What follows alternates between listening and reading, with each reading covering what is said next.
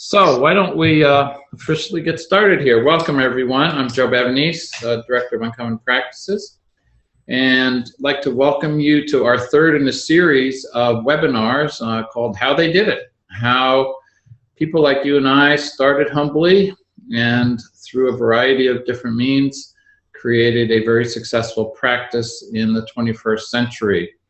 And in September, we heard from David Sternberg, who talked about community marketing. In October, we heard from Ken Ury in Seattle.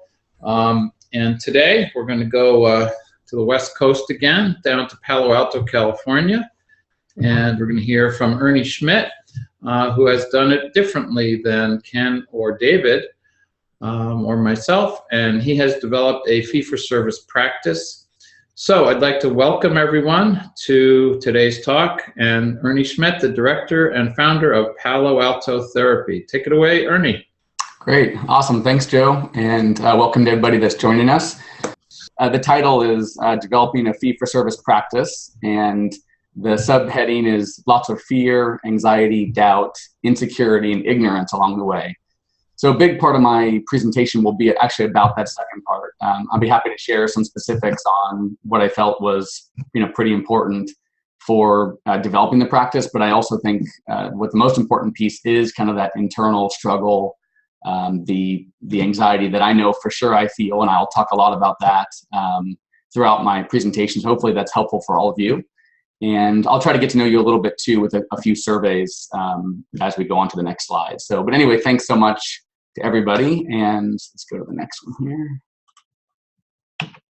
Okay, so I wanted to thank also Joe for the opportunity to be able to speak on this topic and for all of his wisdom and his knowledge over the years, and I'll talk more about that as I go forward too. And thanks so much to all of you for joining us. I know it takes a lot of time out of your day, but hopefully this will be useful for all of you. So anyway, I'll give you a brief overview of kind of where I am now. So yeah, my name is Ernie Schmidt, and I'm a group practice owner. So not only fee-for-service, but a big part of my career was building a group practice, and I'll go into more of those details, of Palo Alto Therapy. I'll refer to it as PAT occasionally. And right now we're an S corporation. Over the years, things have changed, but that's where we are now, and I'll probably continue with that system. We have about 7.5 employees, so there's 6 therapists, and then myself. I make 7 therapists total. 3 of us are pretty much full-time, and 2 are more part-time, hopefully to become full-time. And we have a full-time office manager who's amazing, and we have a half-time, kind of 20 hours a week administrative assistant that we just hired a few weeks back. That's really needed. And then we have a second location, which just happened. So a big part of my last, 6 months has been pretty crazy trying to get the second location up and running. And if we have time, I'll talk a bit about that second location, which is in San Jose. So now we have Palo Alto and San Jose. So in terms of my experience, which I'll go over in more detail, I've been in the field of mental health probably for about 15 years. And then I was looking over the dates on when I was doing this presentation, and I have about 7 years as the group practice. But every year it just seems to kind of get faster and larger and more professional as we move forward. So I'll talk about that a little bit. But yeah, 2005 is when I started my solo practice, just seeing maybe 1 client a week or something. And then in 2009 is when I hired my very first contractor therapist, which I can talk about more as we go forward too. Okay, so the agenda for today. So as I talked about, my personal story is a big piece of it. And so that was a lot of fun to kind of put that together. Like I said before, I focus a lot on kind of my mindset. You'll hear more about me, but I'm really big into CBT or cognitive behavioral therapy. And so I like to kind of log my own negative thoughts. And so I'm happy to share those and just kind of express where I'm coming from. And so I'll do a big piece of that. My career story a little bit, kind of where I started, and then building a Palo Alto Therapy. And then along the way, I'm sure I'll be talking about lessons that I've learned, and then I have a few slides on hopefully some kind of key nuggets that I think are important. But I also want to put out there, this is purely from my experience. As I said in the very first slide, lots of ignorance. So this is my way, but it's definitely not the only way. There's another thing I learned a lot from doing this and consulting with other people that run businesses. There's so many different ways to do this. So, if I say anything that's offensive, I guess, just give me a little bit of break because it's just sort of the way that I run it. And I am passionate about the way that I run it. And I like to think that I did it the right way, but I probably wasn't actually the right way. And I made lots of mistakes along the way. So, okay. All right. So the first tip I want to put out there, these are the beautiful pictures of Ernie. So over the years, I've taken different photos, but one of the things I would kind of advise you all to do is, invest in good photos. I mean, in some ways we have to be a little bit superficial with marketing, although I don't agree with a lot of superficiality. I think this piece is important, sort of how you present yourself. And so invest the money into a good photo. I was giving Joe a hard time a few weeks back about his photo, trying to get him to upgrade a little bit. And then the top right corner is probably a little bit too airbrushed with the white teeth, but overall I think those are pretty good photos. And it does take quite an investment, to do this. And for all the therapists that I hire, I get these really good photos, but I think it is a big piece. So I want to put that out there. In terms of like the logistics for today, so we're going to have kind of a Q&A at the end, depending on our time, but I will try to allow, 10, 15 minutes or so to answer questions. But you can also just type in questions in the chat window. So if there's questions that you have as I'm talking, Joe will be kind of looking those over and helping me get to some of those questions as we go forward. So feel free to do that, and then he'll stop me when he can.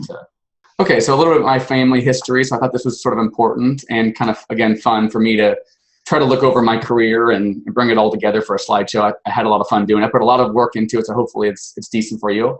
But one of the biggest things I think that's important was that, I was raised by a lot of different siblings and my parents, but I was the youngest of 9. So that big kind of Hawaiian looking photo was our wedding. And so that's the one picture that I found that has all of my siblings in there. One sibling you can't quite see because my sister Susie is blocking out Jana. But that's my siblings and then my parents. And then the other pictures are one of our family dinners. So you can kind of see how large that was. That probably was a special occasion. I don't think my mom would set the table like that for every dinner. And then I have my picture of my brothers and my dad on one side, and then me and my dad kind of traveling around. But yeah, a cool thing was just being the youngest. I mean, there's definitely downsides and being picked on and that kind of thing. But the upside is I really learned how to observe. I observed kind of everything that they did. I heard all the family conversations, and one thing I learned a lot is what not to do. So, like every family, there's lots of mistakes that other siblings made, and being the youngest of that many kids, you see a lot about like marriages that don't work out or drug and alcohol use or whatever it is, but you learn pretty quickly, like, okay, don't get married too quickly, don't have kids too quickly, what professions you may want to look into. So that was really, I think, a huge plus for me as a young person to be able to learn a lot from that. And then also just the guidance that I would get, it was really amazing. My parents were good at guiding too, but siblings I think was even more valuable because they kind of lived it. You listen to them more in some ways than your parents. And so that was really awesome. My dad was a lawyer. And so a lot of my family sort of followed that footsteps, and that would have been pretty easy path for me to follow because he kind of knew, how to kind of go in that direction. But I think because I was the youngest and I was maybe stubborn, I didn't really want to follow that same path. I wanted something different. Maybe I thought I could do something better.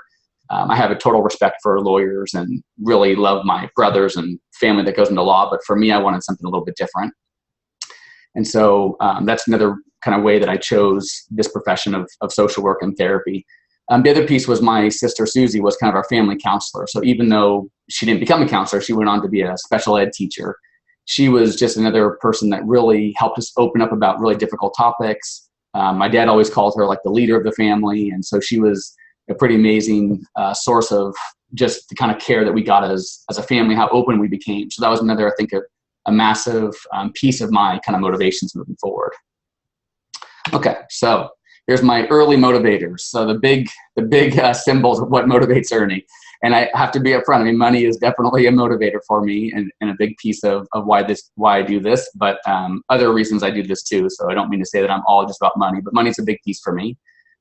So let's talk about that a little bit. So early on, my parents knew how much money motivated me. So they would pay me to get good grades. And so as soon as that was on the table, then Ernie was getting A's. Pretty much, if you motivate me with money, I'll do what it takes. So that was something that was kind of interesting looking back. Another kind of interesting story was because I was so close with Susie and I was the youngest, and I forget how many years older she was, maybe 8 years older than me. I'd always, be comfortable kind of sleeping with her, so I would go to her bed all the time. And I think, my sister Susie was pretty irritated with having her younger brother always in her bed.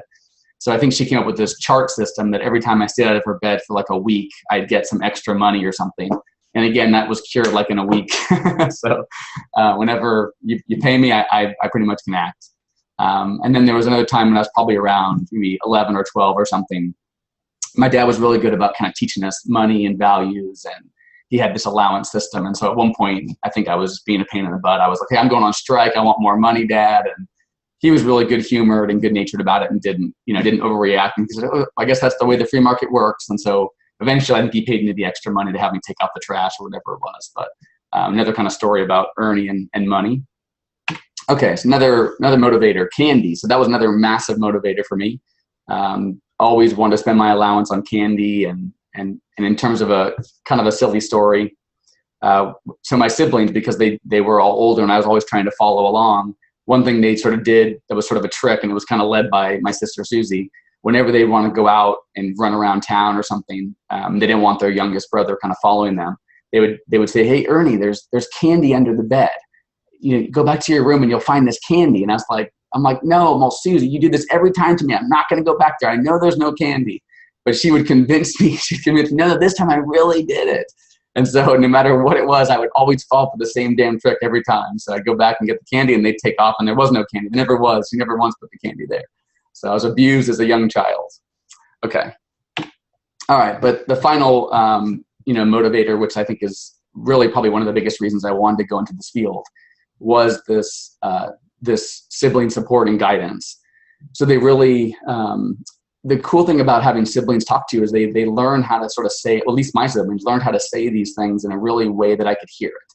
And so as we all know with our clients, if you really give advice too strongly, or if you say it with the should statement, people will not listen to you and they'll reject you and they'll resist you. But these guys were just really good at kind of saying, here's what I did, Ernie, here's kind of some guidance. They would be empathetic. They just really had these awesome skills.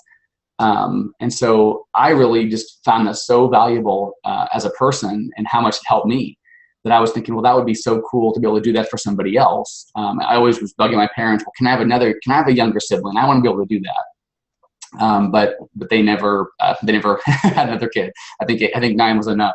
But that was, I think, a massive motivating factor for me to be a counselor. That was so cool to really be that helpful and try to use those same skills that my brothers and sisters used on me to get my clients to be able to be open to what I have to say and to share it in a non-judgmental, non-attacking way. So I think these things kind of together, maybe minus the candy, were some of the reasons why I went into this field. Okay. All right. So now onto the career path. So as I was saying before, I really did want to, get away from the law field. And so I didn't really know what I wanted to do, but I figured, well, I'll give it a shot. I'll go into psychology. I was pretty good at it and I liked it. It was interesting, but no one had any guidance for me. So my siblings really weren't able to help. And I was kind of a shy kid. So I don't think I really was asking people what to do, but I was observing that at my university, everybody was these clinical PhD people. So I figured, okay, well, that's the way to get into this field of becoming a psychologist. You have to apply to clinical PhD programs. And so I applied to 15 of them. I had really good grades, but as I learn now, you don't get into those programs typically right out of undergrad. And so I was denied from all those. I think I did pretty poorly on the test that you need to take to apply to those schools as well. So a pretty low period of my life. I was probably the most depressed I've ever been was during that kind of after undergrad, where you're like, have all this promise and excitement, but you don't know what the hell to do with your life. And so I was really discouraged. I was like, well, how do I get into this field? I have no idea. I thought that was the only way. And so I started thinking about, medicine. I was like, okay, well, I'll go to San Jose State, take some, pre-med classes. And then I did really well, but then I got stuck on physics. I could not pass physics. So then I was really, again, kind of discouraged and hopeless. And then came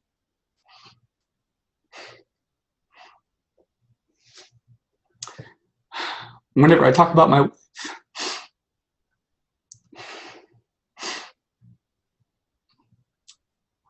I always get emotional.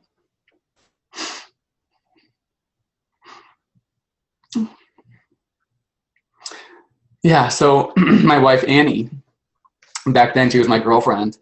But she brought up this idea of clinical social work. And she was like, hey, I know somebody that's a clinical social worker that does a private practice. And I was like, no way. All social workers can't do therapy. What are you talking about? And she's like, no. And she was a dietitian. She had an LCSW in her clinic. And she's like, no, I think this guy makes pretty good money. He sees private clients. He really is a therapist, Ernie, but he's a social worker. So I was like, okay, well, I think I ended up calling the guy.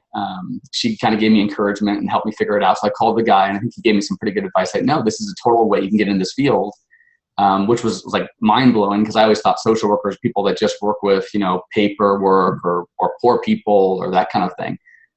But she really showed me that this is a path I could do. So I ended up applying to UC Berkeley and ended up getting in. I'll talk about that in a second. But my dream was always this private practice path. And so social work was really a cool way, I found, was a really awesome way. And now that's one of my missions too, is to really help people understand how easy they can get into this field with social work or MFT or that kind of thing. But one of the things I really wanted to do was just have that freedom. I saw my dad had that freedom just with time. He was able to spend tons of time with us as kids. I loved his professionally helping people, these great trusting relationships that he would make with his clients. He was a trust and estates attorney, so they saw him as a real counselor, not just like this, evil lawyer, but someone that really helped the family with legal advice and also with just general. He was really just I think a pretty wise, rational guy. Also, me being pretty shy. I think I'm less shy maybe now, but early on, I was definitely more shy and introverted. And so the field of therapy kind of resonated with me. And then I wanted to, make good money, make a good living for my family as well. Okay. All right, so I went on to Berkeley, the Master's Welfare Program, and the Homeless Outreach Team. And then, so I was there for a couple of years, and then I went on to County Mental Health. So I was in County Mental Health, I think, for maybe 7 to 10 years. I didn't look at the dates, but quite some time I was there doing that kind of work. And so I worked with severe mentally ill, definitely did my social work, case management, that kind of thing. But deep down, I always wanted to get into private practice. So here's some of my, one of the dorky things I do is kind of keep a little journal. And it was really neat to go back actually for this presentation to come up with a journal entry and find my journal entries that make sense for maybe to share my story. So this was one of my journal entries at age 29, back when I was with the county. So I think about my work with my clients and my ability all the time. I want to be so good, but with therapy, it is so hard to tell. Deep down, I know I am pretty good, but I always want to be better, and I doubt myself also. But when it comes to interventions, I am feeling really bad and ineffective. I can't solve their problems, so what can I do? Listen? I know that is useful, but is there more to it? So that was kind of you could see my desire for more. I could see that there. There's no way to get paid well for counseling. I would never be able to do a private practice. These were my real thoughts. The only people who seek therapy are the severe mentally ill and low functioning clients, and they can't afford private therapy. So that was my mindset. That was my truth, which I found out later wasn't true. Okay, the next piece in my story, which is a big piece of my, I think my success, was this training in evidence-based therapy. So there was a 3-year grant. Dr. Robert Reiser was a massive influence on me. Came in and did this CBT training. We did readings, we did audio tapings, we did role plays, and every week for 3 years was really amazing and gave me this confidence. Wow, now I thought I was pretty good with my interpersonal skills, but now I actually have some real stuff I can deliver to these clients, and it was awesome. So it really gave me this next sort of the gas to sort of say, I can do this. I can definitely do private practice therapy. People will pay for this. It's amazing kind of stuff.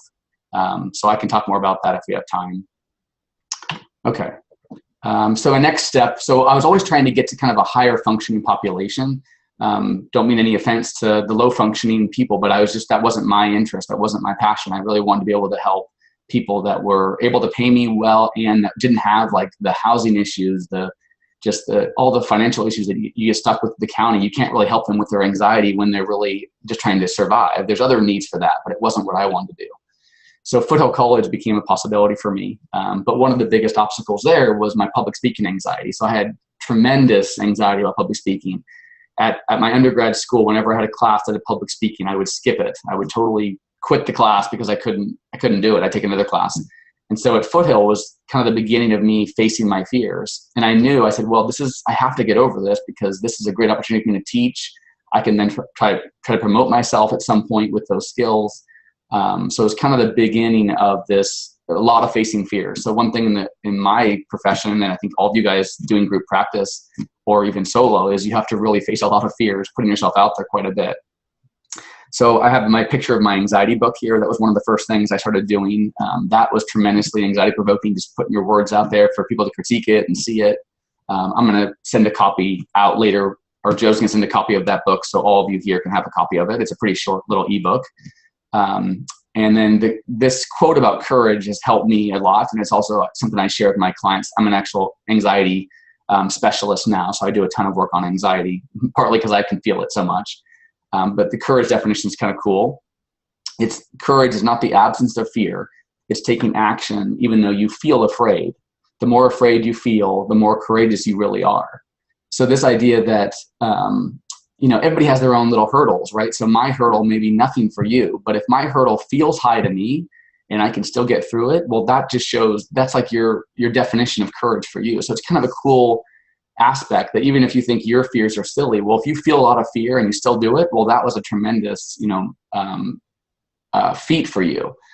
So I like it. And I share that a lot in my anxiety classes and my anxiety individual therapy.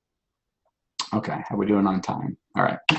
Okay. So another journal entry. This is one of my last ones I found. I think because my practice was taking off, I didn't have any more time to write. So it's kind of interesting, but it was kind of cool. So, well, things at Foothill are better. I am much more comfortable now and actually not too scared to do presentations anymore. This week was tough with a suicidal student, but in general, I like Foothill. I just really want to get my private practice going, but there are so many excuses. Someday I will do this. I did get on one panel and I can add a lot more after 3 years post-license, but panels suck. They don't pay anything. I need to get some courage and plan for clients. I need to call psychiatrists and network a little and start developing my practice. I guess it is hard with a baby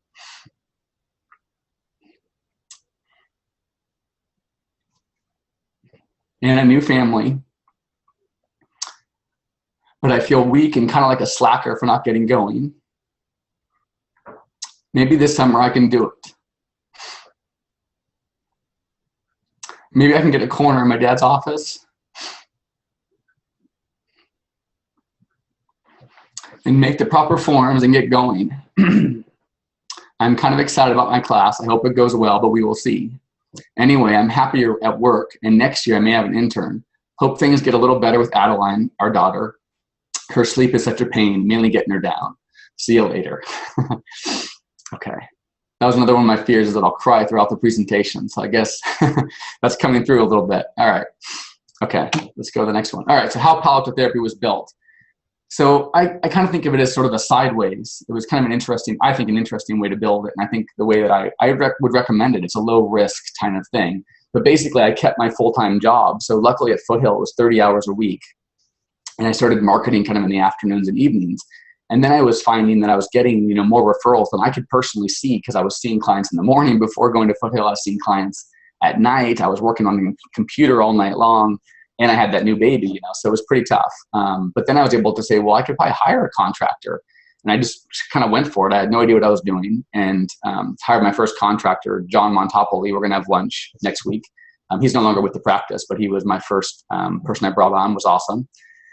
And so it was sort of sideways in the sense that I wasn't surviving on my practice. It was totally on the side.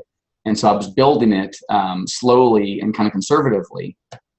And the funny thing is, I had two of my therapists actually quit their day jobs and work for me full time before I quit my own job.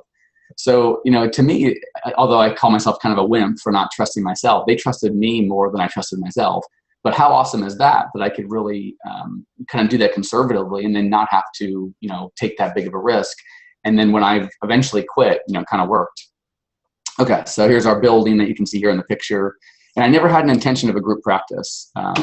But here's kind of the motivations that sort of brought me in this direction. My family, my kids, this book about, love is spelled time, which is pretty cool. And so this idea of just the flexibility, I always wanted flexibility. I wanted to always invest in the long term. So I think that's pretty crucial. All right, let's move forward. All right, more self-defeating belief. So this is something I got from Joe's class. Those of you that have taken some of Joe's classes, he does this kind of work, which is pretty cool too. And so these are actually my real thoughts. I have too much anxiety. It will always hold me back. My ideal practice is a fantasy. It will never work.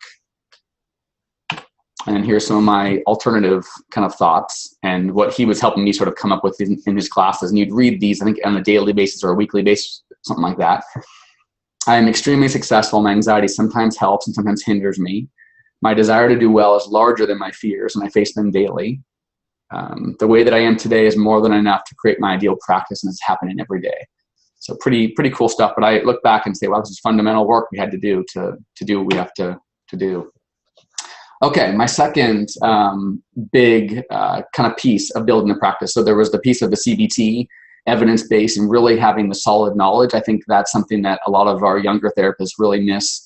Not necessarily have to all do evidence-based or CBT. I realize not everybody wants to do that kind of work, but I think just get really skilled at what you're doing before you open your practice. I think that's a massive reason why people struggle, is they aren't that good at what they're doing. And so it's hard to put yourself out there when you don't have that confidence. Not that, again, that I'm end all be all, but I think that would be something I would recommend to the younger therapists. Get really good at what you're doing. So this next piece was just getting really passionate about the business. And so once I kind of got turned on to this, I think I met Joe, and he got me thinking about business and marketing. I started reading every single book that I could find. And it was just really cool because, as all of you know, therapy sometimes isn't always that clear cut. But when you do business and you're tracking your results, it really is, you can really see numbers, going in the right direction. So it's kind of a cool dichotomy with the therapy that we do. And so I really got into this. Here's some of the books I've read. That stack probably is 5 times higher now, I think, in terms of all the books that I've read. But here's another tip, and it's kind of maybe it seems like a superficial tip, but really this idea of, reading. The knowledge that you guys can get and that we can get from these books is so amazing. I mean, you buy a book for $10. I get used books on Amazon for, $8 to $10. And the knowledge that's put in there is it's everything you need to learn.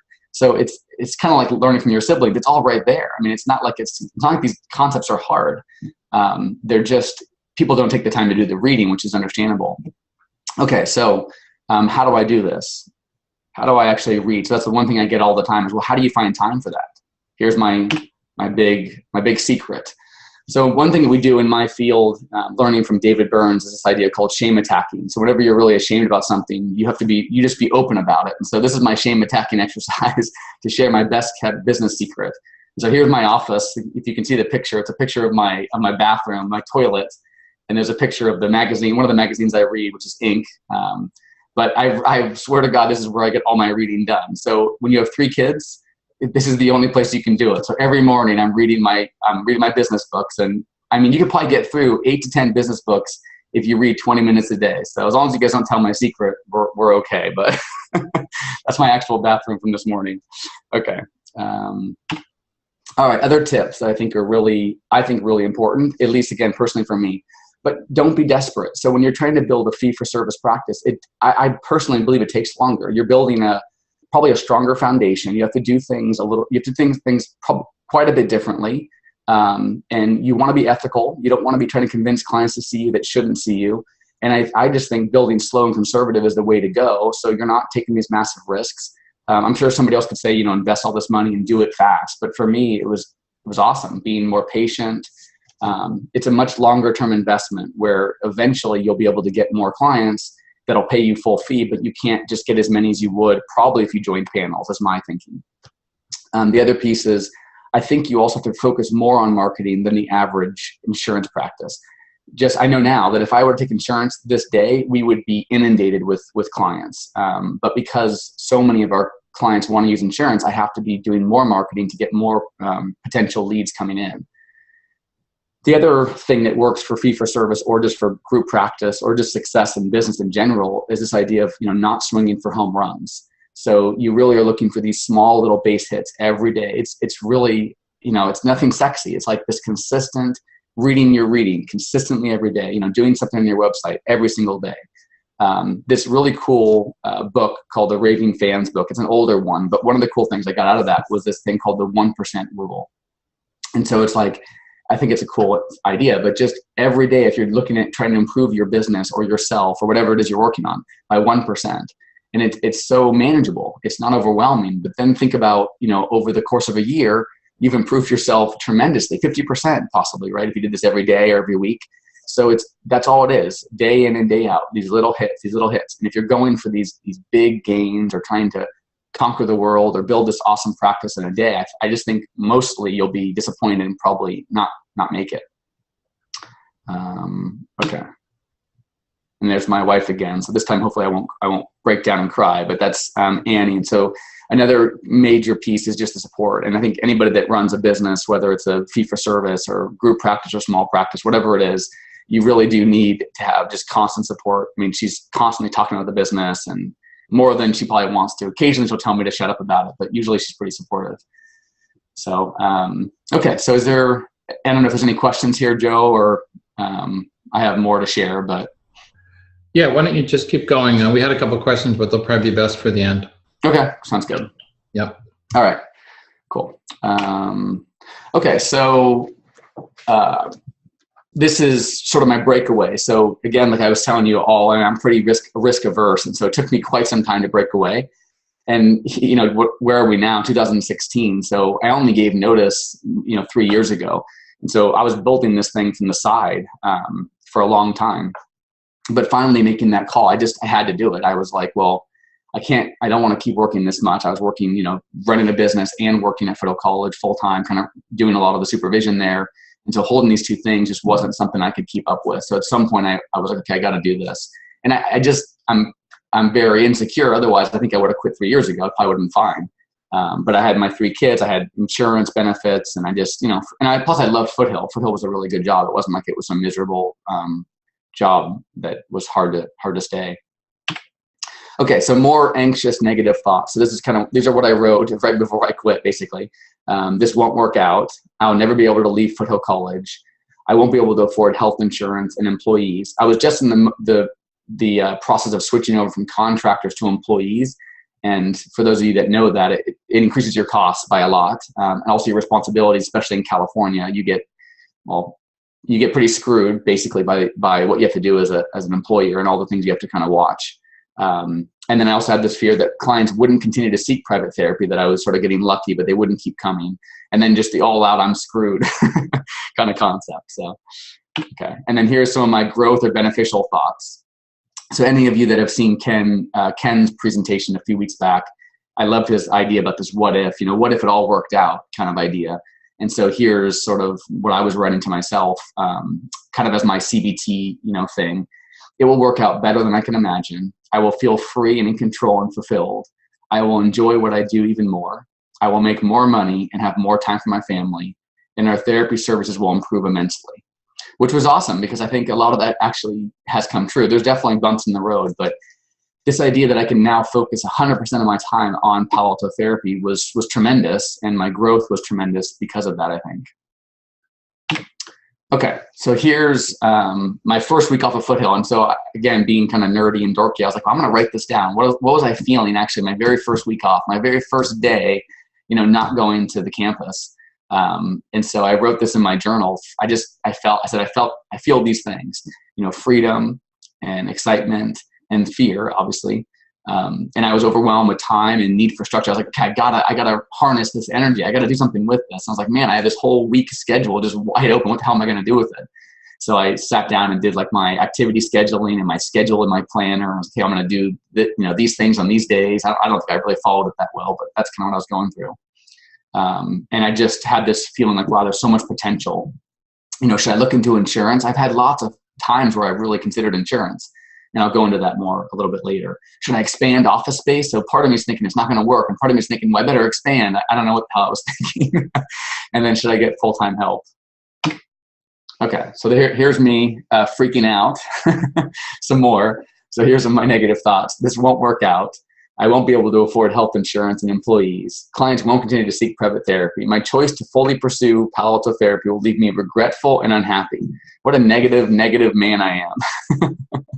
Okay, so here's my growth beliefs.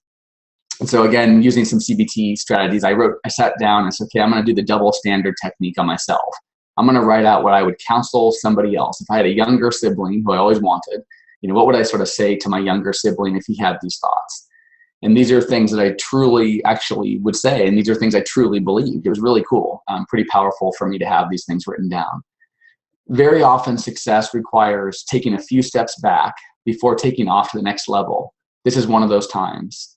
So when I went from the county mental health to Foothill College, I had to take about a $15,000 pay cut. So that was, again, I was like struggling. My dad said, it's a no-brainer, you should do it. But again, I was like, man, for me, as you guys know me, money is pretty important. So taking that cut was huge.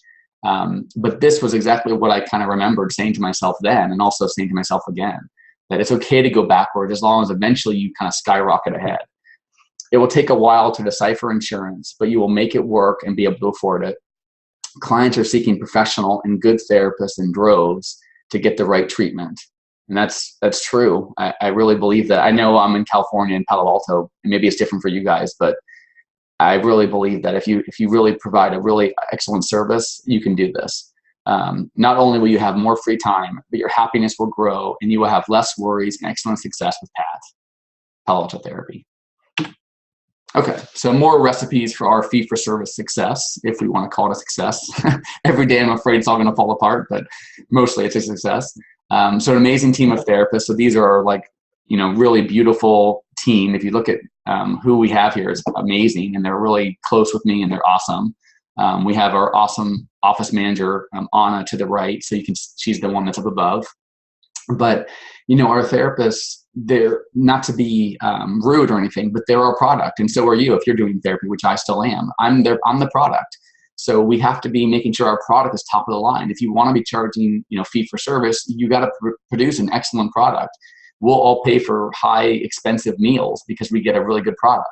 So I think that's a big piece. But product in our world is what? Delivering good counseling, but also being likable, being tremendous when it comes to customer service, and then there's appreciation both ways. So I believe my therapists really appreciate me, and I think they know how much I appreciate them, and trying to also make sure that they fit with the practice. So the overall vision has to really fit. And that's been our recipe for success.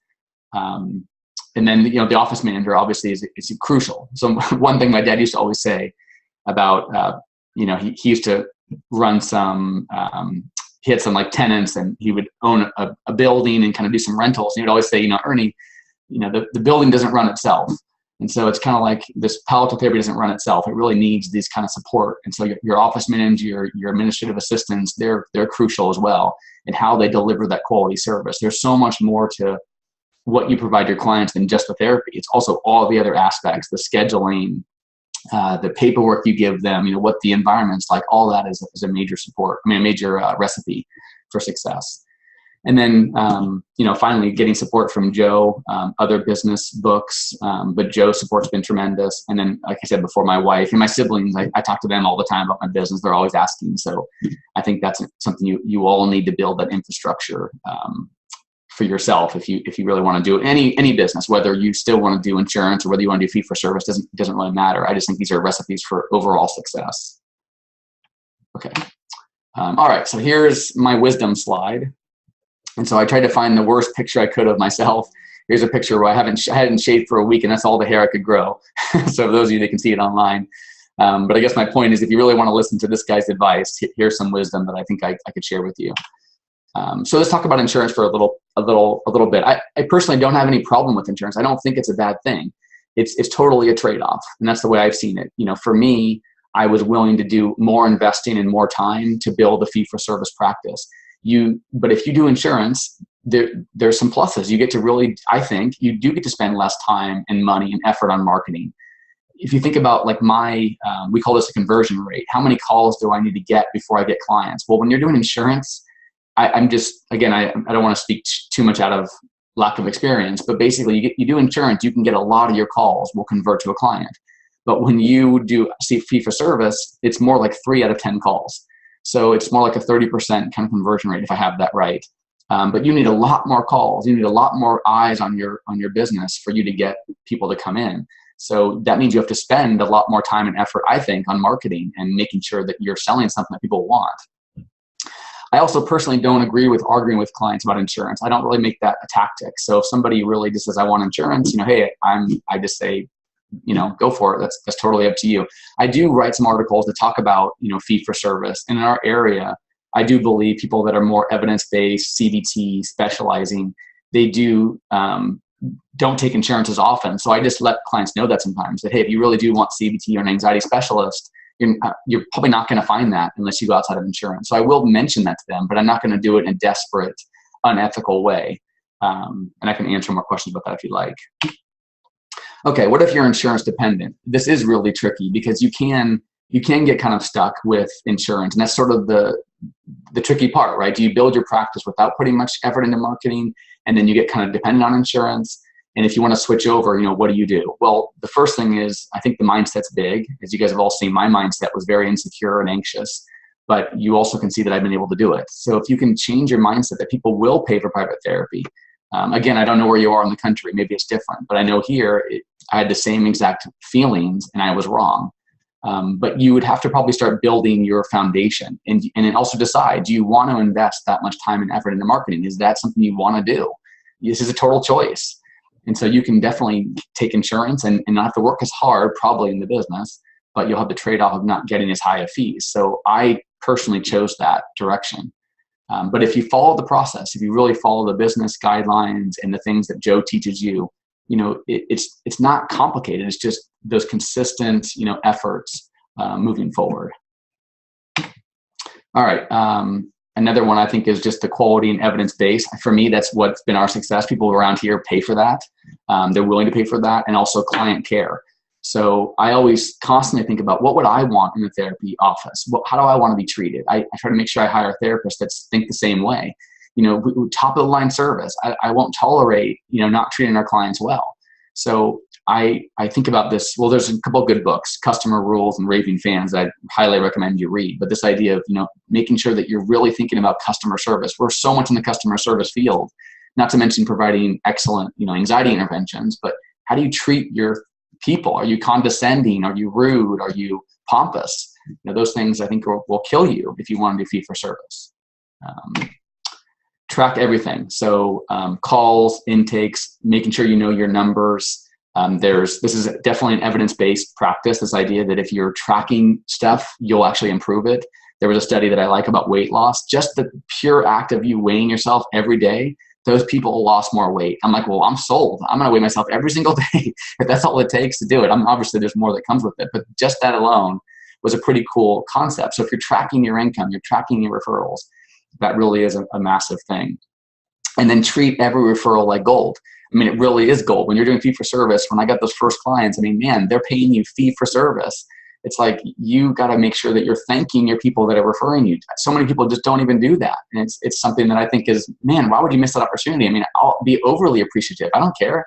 I really am appreciative of people supporting our business.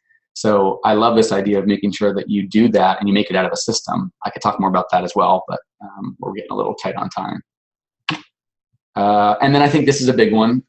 We don't want to forget this when it comes to business, but you want to keep your life goals in mind. Why are you doing this in the first place? And that may help you decide whether you do want to go insurance or whether you want to go fee for service. And I think about this a lot. I often get pulled in the wrong direction for a while, but then I come back and go, why am I doing this? It's not about necessarily making money. I don't personally like to buy really expensive things. I like to go out to eat nice places. I like to travel, but I mostly want to be able to have time for my kids and be able to support my children. So for me, it's not about necessarily superficial things. It's just, I want to have that kind of freedom and that time flexibility. So I keep reminding myself, why are you doing this? Structure your life the way that you want to structure your life. I think these are incredibly crucial things. And I continue to try to read books about that just to keep myself, with my head on straight. Okay. Let's go to the last slide, I guess, and then we can take questions. How are we doing on time, Joe, do you think? Yeah, we got a lot of questions, so we should start taking them soon. Okay, I'll just wrap up this slide, and I think we're pretty much done. Okay, so the current state of my negative thoughts, this is where I am today. So unfortunately, the fears, don't go away. My long-lasting growth and success will suddenly come to an end. Something terrible will happen that will take all of this away. So I actually do have that fear, occasionally. And then here's some truths currently. My worries and negative beliefs don't go away, but they do decrease in frequency, intensity, and the impact they have on me. I continue to practice what I preach, so I continue to do CBT on myself. Exposure is a big piece, right? Doing this webinar is more exposure for me, just facing things I haven't done before, practicing that courage concept. And then I constantly freak out to my support team. I email Joe when I'm in crisis. My wife, my office manager hear me freaking out all the time. And then I weigh the evidence. So when you have tracking, you can always look at the facts. Another CBT technique, look at your business. Is it doing well, or are you really, falling apart? And most of the time it's your brain that's telling you you're falling apart. We continue to grow at a very accelerated pace, which is another dilemma. So I need to work on how to figure that part out. And then we have obviously new challenges will be ahead. I have more fears to cope with, and more support will be needed as I go forward. Okay, let me skip these photos. All right, and then I wanted to just read a thank you note to Joe, and then I can take questions. So this is a thank you letter that I wrote to Joe, I don't know, maybe 6 months ago or something. I wasn't sure the best way to express my thanks for all you have done for me and my business, but I figured expressing my gratitude was a good place to start. I don't know how I'm gonna make it through it. I'm still amazed at my success and the growth of my business over the past 5 years. I'm so thankful to you personally, your guidance, knowledge, and practical support all these years. I've had 2 fundamental clinical mentors in my career, and thanks to you have given me, I now have 3 people that have significantly shaped my career.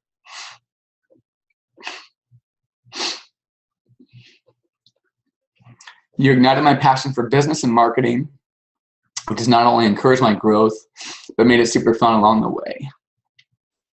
I'm extremely grateful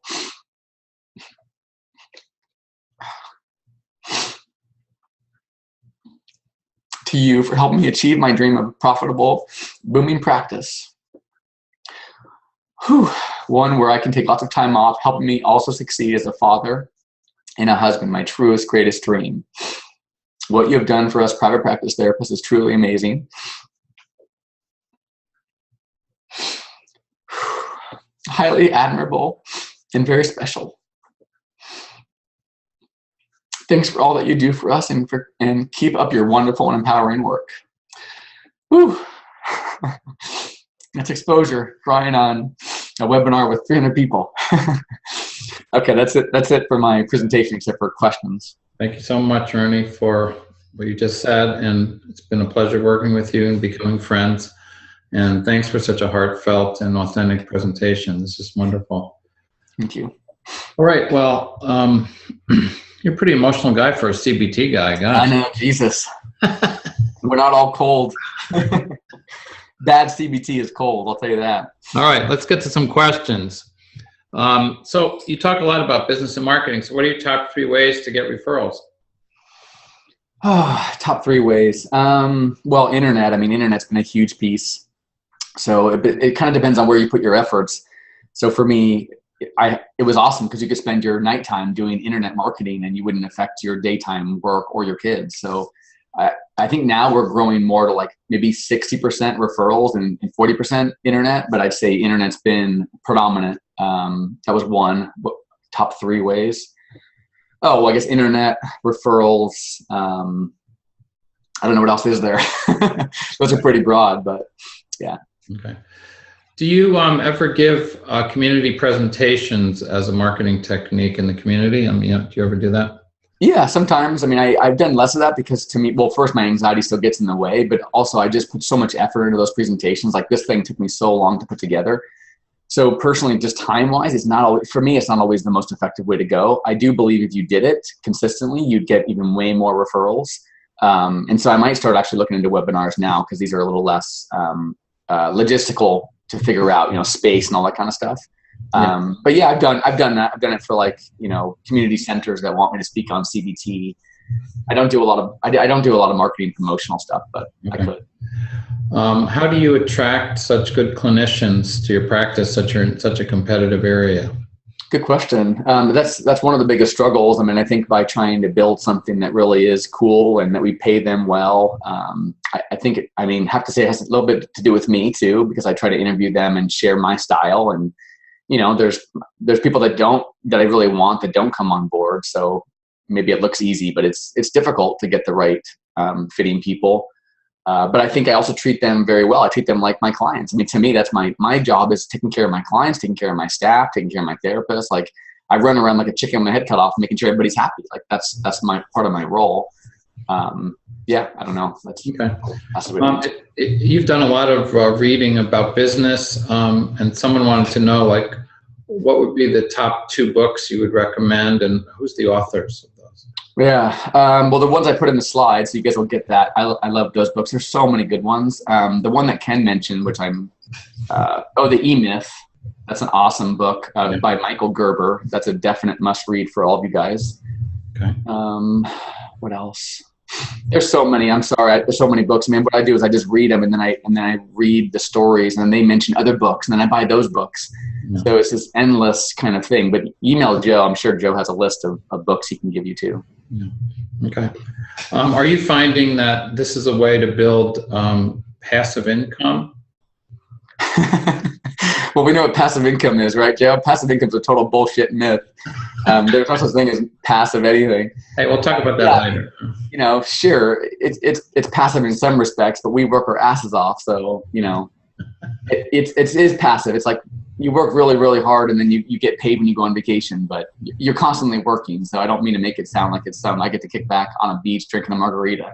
I'm on my phone all the time, and I still love it. Don't get me wrong, I love it, but it's not passive. All right. So what exactly do you say if I call your office and I say I have Blue Cross or I have Kaiser or whatever? What's the spiel? What do you say to people? Yeah, we don't really get into it. We just say well, they usually say, hey, do you take insurance? That's the very first thing they say. And we say, no, we don't. Well, we say, no, not exactly. And then we explain it. We don't take insurance directly. We're considered out of network. So what that means, then we tell them what that means, that you can submit your bills to insurance companies. They potentially will pay you a percentage of our fees. We're happy to call for you. And so I do offer that service that we'll call and kind of confirm your benefits for you. And we'll let you know. But you can tell some callers are just like, they either you take insurance and they're done and we don't get into it, or we try to just explain to them kind of how it works. If we get into a conversation, we'll kind of explain more that, unfortunately, if you're looking for CBT and anxiety, this is what you're going to find in our area. So, hey, by all means, I would use insurance if I could too, but you won't find probably a lot of practitioners that are experienced that do this without trying to, put down other practitioners. But it's just the reality of our area. Do you give them a super bill or a receipt?